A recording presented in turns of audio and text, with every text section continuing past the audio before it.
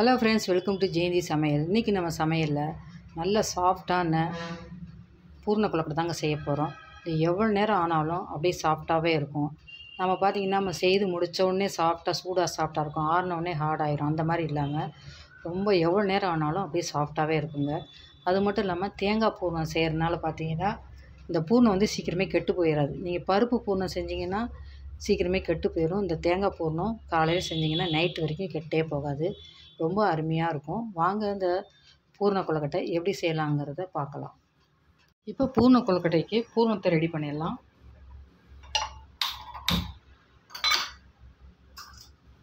இப்போ ஒரு பாத்திரத்தில் 3/4 கப் அளவுக்கு நான் வெல்லம் சேர்த்துக்கிறேன். இது வந்து நலையிற அளவுக்கு கொஞ்சோண்டா தண்ணி ஊற்றிக்கோங்க. ரொம்ப தண்ணி ஊற்ற வேணாம். ரொம்ப தண்ணி ஊற்றுனீங்கன்னா நம்மளுக்கு வந்து அந்த பூர்ணம் ரெடி ஆகிறதுக்கு லேட் ஆகும். அதுக்காக தான் இப்போ இந்த அளவுக்கு நலையிற அளவுக்கு ஊற்றிட்டு இது நல்லா கரையிட்டோம். கரைஞ்ச உடனே நம்ம வடிகட்டிடலாம். பாருங்கள், இப்போ நல்லா வெல்லம் கரைஞ்சிடுச்சு. இப்போ இது அப்படியே இருக்கட்டும். இப்போது கடாயில் 1 ஸ்பூன் அளவுக்கு நெய் சேர்த்துக்கோங்க.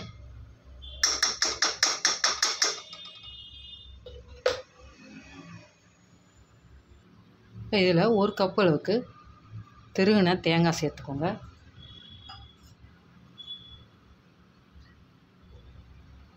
சேர்த்துட்டு நல்லா ஒரு வாசனை வர வரைக்கும் வதக்கி எடுத்துக்கலாம். இது நெய்யில் வதக்கிறதுனால பார்த்திங்கன்னா நல்லா இந்த பூர்ணம் வந்து டேஸ்ட் நல்லாயிருக்கும். ரொம்ப வறுக்க தேவையில்லை.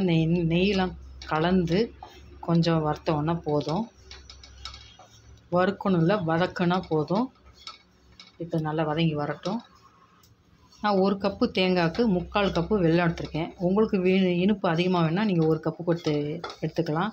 இனிப்பு வந்து கம்மியாக சாப்பிட்றவங்கன்னா 1/2 கப்பு எடுத்துக்கோங்க. அவங்க விருப்பத்தை பொறுத்து. கொஞ்சம் வந்து ஒரு 3/4 அளவுக்கு எடுத்தாங்க தான் அந்த பூர்ணம் மேலே வந்து நம்ம மாவுக்கு இடையில உள்ளே வச்சு சாப்பிடும்போது டேஸ்ட் நல்லாயிருக்கும். அது இல்லாமல் வந்து வெல்லத்தை பொறுத்து இருக்குது. இப்போ வந்து பாகு வெல்லமாக இருந்தால் பாதி அளவு எடுத்தால் போதும், 1/2 கப்பு எடுத்தால் போதும். இனிப்பு ஜாஸ்தியாக இருக்கும். அந்த மாதிரி நீங்கள் வெல்லத்தை பார்த்து உங்கள் இனிப்புக்கு தகுந்த மாதிரி நீங்கள் போட்டுக்கோங்க. இப்போ பாருங்க, இந்த நெய்யோட வாசனை நல்லா அடிக்குது. இப்போ தேங்காய் வதங்கிருச்சு. இப்போ ஒரு பிளேட்டுக்கு நம்ம மாற்றிடலாம். இப்போ இதே கடாயில் இந்த வெல்லத்தை வடிகட்டிடலாம்.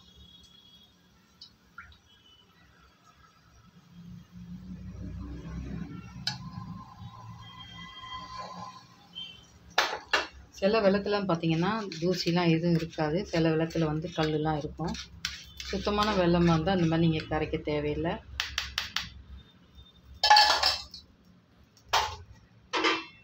இப்போ இதில் இந்த தேங்காயை கொட்டிடலாம்.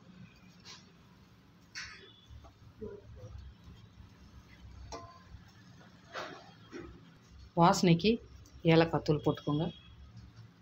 இது நல்லா அந்த வெல்லத்தில் வந்து வதங்கி தண்ணியெலாம் சுண்டி வரணும், அந்தளவுக்கு வதக்கிக்கலாம். தேங்காய் போட்டோன்னா கொஞ்சம் தண்ணி விடும். தண்ணி விட்டதுக்கப்புறம் நல்லா வதங்கினக்கப்புறம் கொஞ்சம் கெட்டியானவுடனே எடுக்கலாம். ரொம்ப கெட்டி ஆகிடக்கூடாது. ரொம்ப கெட்டி ஆயிடுச்சுன்னா மிட்டாய் மாதிரி ஆயிரும். கொஞ்சம் ஈரப்பதம் முடிஞ்ச உடனே கொஞ்சம் நல்லா உருட்டுற பக்குவத்து வரும். அந்த அளவுக்கு நம்ம எடுத்துக்கலாம்.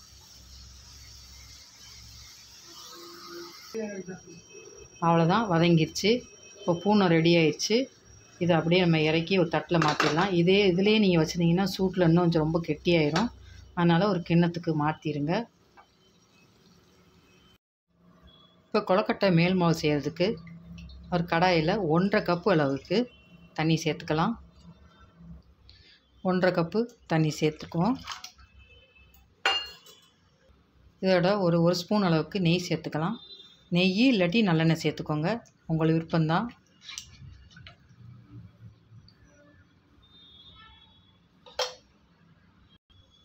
ஒரு 3/4 ஸ்பூன் அளவுக்கு உப்பு சேர்த்துக்கலாம். இது நல்லா தண்ணி கொதிக்கட்டும். இப்போ தண்ணி கொதிக்கக்குள்ள நம்ம வந்து ஒரு கிண்ணத்தில் 1/2 ஸ்பூன் அளவுக்கு கார்ன்ஃப்ளவர் மாவு சேர்த்துக்கலாம். இந்த கார்ன்ஃப்ளவர் மாவு சேர்த்துக்கிறதுனால பார்த்திங்கன்னா நல்லா எவ்வளோ நேரம் ஆனாலும் இந்த கொழுக்கட்டை வந்து நல்லா சாஃப்டாகவே இருக்குங்க. இதில் கொஞ்சோண்டு தண்ணி ஊற்றி நம்ம கரைச்சிக்கலாம். இப்போ இந்த கரைச்சி வச்ச கார்ன்ஃப்ளவர் மாவை இந்த தண்ணியில் சேர்த்துக்கலாம். சேர்த்துட்டு நல்லா கொதிக்க விட்ருங்க. நல்லா அந்த உப்பு எல்லாம் கொதித்து வரட்டும். இப்போ தண்ணி நல்லா கொதிக்க ஆரம்பிச்சிச்சு. நம்ம 1 கப்பு அரிசி மாவை இதில் சேர்த்துக்கலாம். நீங்கள் வீட்டில் அரைச்ச மாவு, கடையில் மாவு, வாங்கின மாவு எதுவாக இருந்தாலும் பரவாயில்ல, அதை சேர்த்துக்கோங்க. நல்லா நைஸாக இருக்கணும். இதை நல்லா கலந்து விட்டுலாம். நல்லா கட்டி இல்லாமல் கலந்து கிண்டுங்க. ஸ்டவ்வில் சிம்மில் வச்சுக்கோங்க. சூட்லேயே உங்களுக்கு கட்டி இருந்தால் கூட அது உடஞ்சி சரியாயிடும். நம்ம வெறும் மாவை போடுறதுக்கும் இந்த கார்ன்ஃப்ளவர் மாவு போடுறதுக்கும் அந்த மாவே உங்களுக்கு டிஃப்ரெண்ட்டு தெரியும். நல்லா ஒரு ஷைனிங்காக கிடைக்கும். நான் ஏற்கனவே மைதா மாவு கலந்து நான் செஞ்சுருக்கேன் சாஃப்டான கொழுக்கட்டை. இந்த மைதா மாவுக்கு பதிலாக கோதுமை மாவு கூட கலந்துக்கலாம். கோதுமை மாவு, கார்ன்ஃப்ளவர் மாவு, மைதா மாவு எதுனாலும் ஒரு மாவு கலந்துட்டு இந்த மாதிரி நல்லா இந்த மாவு தண்ணி பாருங்கள் கரெக்டாக இருக்குது. இது நல்லா எல்லா கோட்டாகி நல்லா சுருண்டு வரணும்.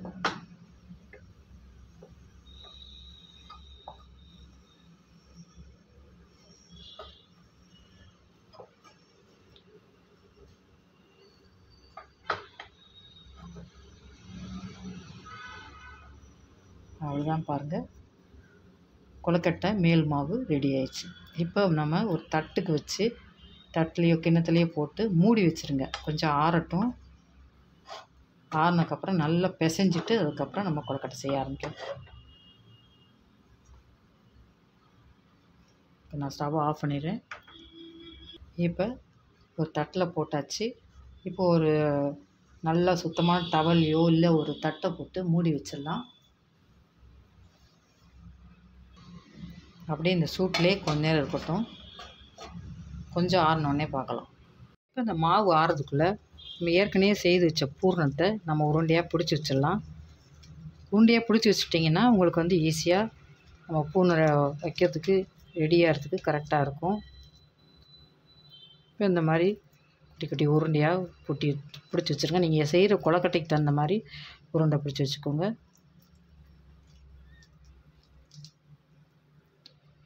நான் கொஞ்சம் குட்டி குட்டியாக பிடிச்சிக்கிறேன். அந்த அச்சில் வைக்கிறதுக்கு கொஞ்சமாக இருந்தால் போதும். பூரணத்துக்குள்ளே கொஞ்சம் ஜாஸ்தியாக வைக்கிற மாதிரி வச்சுக்கலாம். இந்த மாதிரி எல்லாத்தையும் உருண்டை பிடிச்சி வச்சிடலாம். இப்போ வந்து பூரணம் ரெடி ஆயிடுச்சு. இப்போ நம்ம இந்த மாவை பார்த்துடலாம். மாவு நல்லா ஆறிடுச்சு. இப்போ நல்லா இந்த மாதிரி சாஃப்டாக பிசைஞ்சிக்கலாம். நல்லா நைஸாக மாவு பார்த்தாலே நம்மளுக்கு தெரியும் கொழுக்கட்டை நல்லா பக்குவமாக வருதுங்கிறது. பாருங்கள் மாவு எவ்வளோ சாஃப்டாக இருக்குது பாருங்கள். நம்ம உருட்டும் போது வெடிப்பு இல்லாமல் இருக்கணும். அப்போ தான் கொழுக்கட்டை வெடிப்பு வராது. நல்லா சாஃப்டாகவும் மேல் மாவு டேஸ்ட்டாக இருக்கும். இப்போ நல்லா பிசைஞ்சாச்சு. இந்த மாதிரி நல்லா கையை வச்சு நல்லா அமுக்கி பிசைங்க. ஒரு 2லேருந்து 3 நிமிஷம் வரைக்கும் பிசைஞ்சால் போதும்.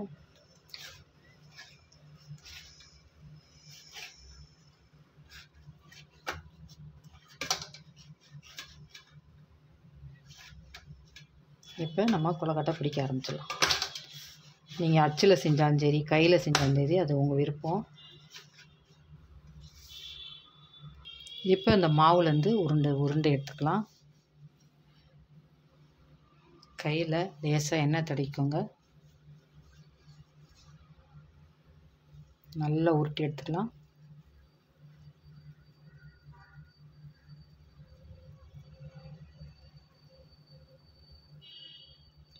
உங்களுக்கு இப்படி கையில் செய்ய தெரியும்னா ஃபஸ்ட்டு நடுவில் இந்த 2 கட்டை வரலையும் அப்படியே நடுவில் வச்சுட்டே வரணும். அப்படியே சுற்றிலும் குழி மாதிரி இப்படியே பண்ணிகிட்டே வந்தீங்கன்னா அழகாக நம்மளுக்கு வந்து கொழுக்கட்டை. நம்மலாம் அப்போல்லாம் வந்து அச்சுலாம் கிடையாது. நம்ம அம்மா காலத்துலலாம் அச்சுலாம் கிடையாது. கையிலே தான் செய்வாங்க. இப்படியே செஞ்சுட்டே இருந்தீங்கன்னா ஓரத்தில் இருக்கிறவங்களாம் கொஞ்சம் கனமாக இருந்தால் அப்படியே அமைக்கி விட்டுக்கோங்க.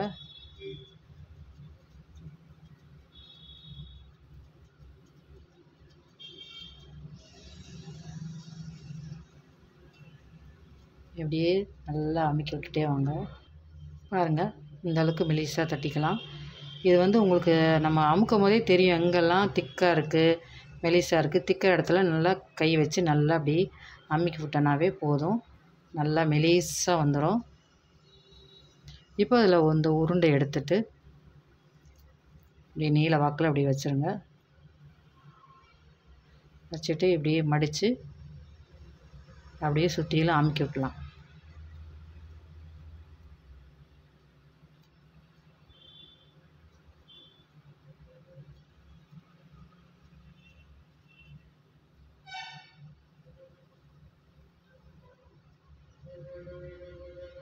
பாருங்கள், அருமையாக வந்துடுச்சு. இப்போ நான் இலையில தட்டி காமிக்கிறேன். இதே மாதிரி உருண்டை எடுத்துக்கோங்க. எடுத்துட்டு இந்த இலையில எண்ணெய் தடவிருக்கேன். இப்படியே வச்சுட்டு அப்படியே அமுக்கி விடலாம். இது உங்களுக்கு கையில் அமுக்கிறத விட இது இன்னும் கொஞ்சம் ஈஸியாக இருக்கும். ஏன்னா நல்லா தட்டலாம். கையில் வந்து இந்த அளவுக்கு மெலிசாக தட்ட முடியாது. இன்னும் இது மெலிசாக தட்டலாம். நம்மளுக்கு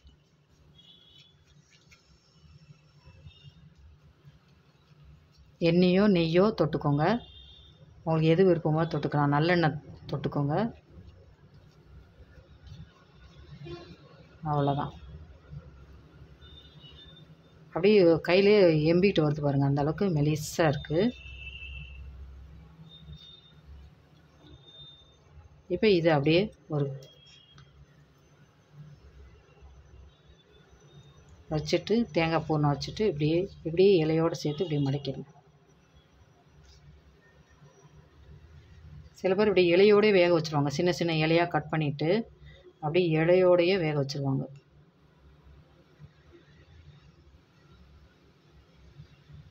அப்படியே அமுக்கி விட்டுருங்க.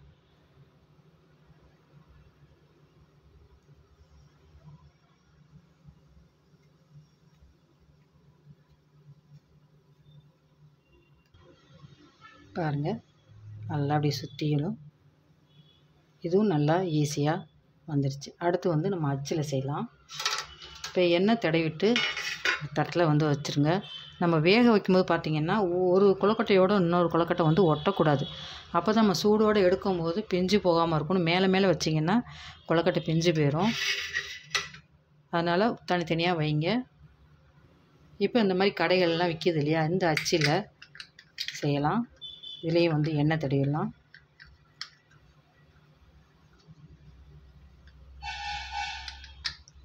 ஒரு உருண்டை எடுத்துக்கலாம்.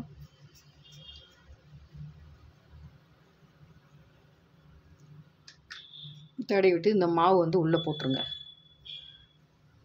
உள்ளே போட்டு இந்த அச்சியில் எண்டு வரைக்கும் அப்படியே அமுக்கிட்டே சுற்றிலும் அமுக்கிட்டே வரணும். இது ரொம்ப ஈஸிங்க. இந்த கையில் செய்கிறத விட இன்னும் ரொம்ப ஈஸிங்க. செய்ய தெரியாதவங்க கூட இந்த அச்சில் வந்து செஞ்சிடலாம். ஈஸியாக செஞ்சிடலாம். அழகாகவும் வரும். இந்த மாதிரி ஷேப்பும் நல்லாயிருக்கும். அப்படியே திக்னஸ்ஸு மாவு ஜாஸ்தியாக இருந்துச்சுன்னா அப்படியே கொண்டு வந்து மேலே கொண்டு வந்துடுங்க. ஏன்னா மேலே வச்சு நம்ம மூடணும். அதனால் மேலே கொண்டு வந்துடலாம்.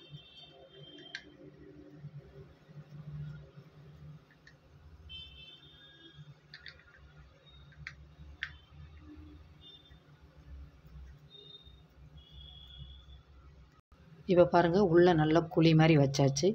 இதில் வந்து இது கொள்கிற அளவுக்கு உருண்டை போட்டுக்கலாம்.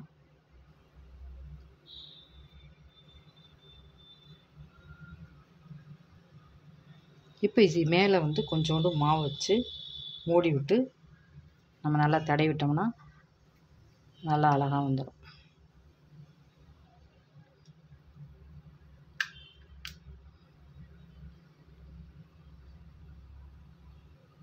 இன்னும் கூட கொஞ்சம் மேலே வரைக்கும் கொண்டு வரலாம்.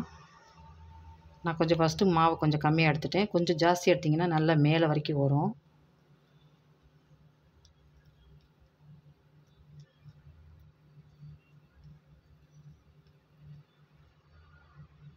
இப்போ அப்படியே திறந்தீங்கன்னா அழகாக கொழுக்கட்டை வந்துடும்.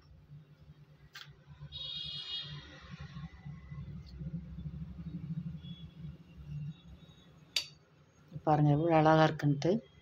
ஈஸியாக செஞ்சிடலாம். இதில் ஒரு தடவை பண்ணியாச்சு. இதே மாதிரி இன்னொரு அச்சு இருக்கு இல்லையா, இந்த மாதிரிலையும் செய்யலாம். இதில் எண்ணெய் தடவிட்டு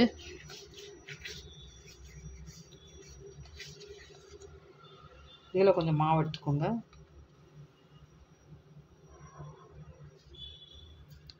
இது மாவு எடுத்துட்டு நல்லா ஃபஸ்ட்டு தட்டிக்கலாம். தட்டிட்டு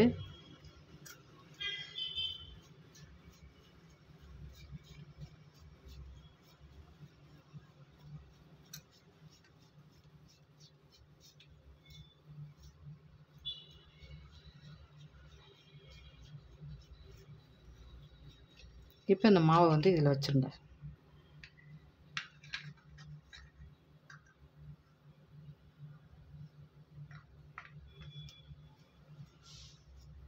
இந்த 2 குழியும் மூடுற மாதிரி இருக்கணும்.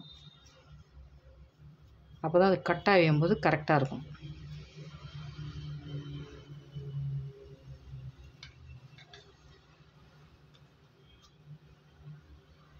இப்போ இந்த குழியில் வந்து பூர்ணம் வச்சிடலாம். இந்த குழிக்கு தகுந்த மாதிரி வைங்க. நிறைய வச்சிங்கன்னா வெளியே வந்துடும். இப்போ இதை அப்படியே மூடிடலாம். இப்போ அப்படியே மூடிட்டு இப்படி கட் பண்ணிங்கன்னா எக்ஸ்ட்ரா உள்ள மாவுலாம் வெளியே வந்துடும். இது வந்து உங்கள் கொழுக்கட்டை செய்ய தெரியாதவங்க கூட அழகாக செஞ்சிடலாம். பாருங்கள் எவ்வளோ அழகாக வந்திருக்குன்னு. சூப்பராக மெலிசாக வந்திருக்கு. இப்போ இதே மாதிரி உங்களுக்கு என்ன டிசைனில் வருதோ, இலையில செஞ்சது, அதுக்கப்புறம் கையில் செஞ்சது, அதுக்கப்புறம் இந்த அச்சில் செஞ்சது, அப்புறம் இந்த அச்சில் செஞ்சது, இந்த மாதிரி கொஞ்சம் கொழுக்கட்டை எந்த வடிவத்தில் வேணுமோ செஞ்சு முடிச்சிடலாம். இப்போ பாருங்கள் கொழுக்கட்டைலாம் ரெடி பண்ணியாச்சு. இப்போ வந்து இதை வந்து குக்கரில் வச்சா ஒன்றோட ஒன்று ஒட்டும். அதனால் என்ன பண்ணுறேன், நான் வந்து குக்கரில் வைக்க போகிறேன். இப்போ பாருங்கள் குக்கருக்குள்ளே ஒரு ஸ்டாண்ட் வச்சுருக்கேன். இது மேலே இந்த தட்டை வச்சிடலாம். நல்லா சமமாக வச்சுருங்க.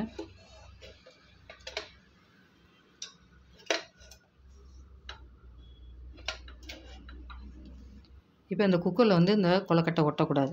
அந்தளவுக்கு கரெக்டாக வச்சுட்டு இப்போ பார்த்திங்கன்னா ஒரு 10 நிமிஷம் வேக விட்டால் போதும்.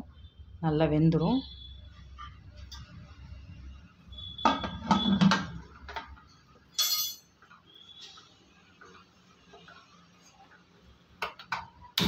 குக்கர் வெயிட்லாம் போடக்கூடாது. வெயிட் போடாமல் அப்படியே ஆவிலே வேக வச்சிடலாம். இப்போ ஒரு 10 நிமிஷம் கழிச்சு பார்க்கலாம். இப்போ பாருங்கள் நம்ம வேக வச்சு 10 நிமிஷம் ஆயிடுச்சு. கொழுக்கட்டை நல்லா வெந்துருச்சு. இப்போ தொட்டு பார்த்தா கையில் ஒட்டக்கூடாது. நல்லா வெந்துருச்சு. இப்போ நம்ம ஸ்டவ்வை ஆஃப் பண்ணிடலாம். கொஞ்சம் ஒரு 2 நிமிஷம் ஆறட்டும். சூட்டோடு எடுத்திங்கன்னா பிஞ்சிட்டு வந்துடும். அவ்வளோதாங்க, அருமையான பூர்ண கொழுக்கட்டை ரெடி ஆயிடுச்சு. பார்க்கும்போதே பாருங்கள் எவ்வளோ சாஃப்டாக இருக்குன்னு. நம்மளுக்கு வந்து இந்த கொழுக்கட்டை பார்த்தாலே நம்மளுக்கு தெரிஞ்சிடும் சாஃப்டாக இருக்கா ஹார்டாக இருக்கான்ட்டு.